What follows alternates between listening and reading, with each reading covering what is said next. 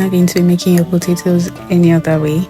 It is so good, guys. Firstly, we're going to peel our potatoes, and after that we're going to wash it and cut it into smaller pieces.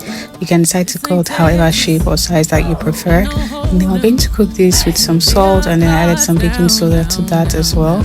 After that, I drained out the water, then I added some pepper, salt, and a little bit of olive oil, and we're going to cook this just so that all the moisture is out.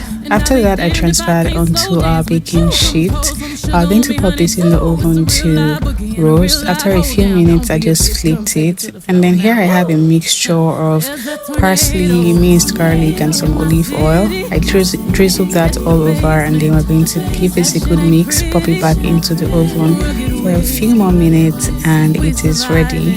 This is what it looks like after, and it was so good. You can pair with anything that you like. Thanks for watching.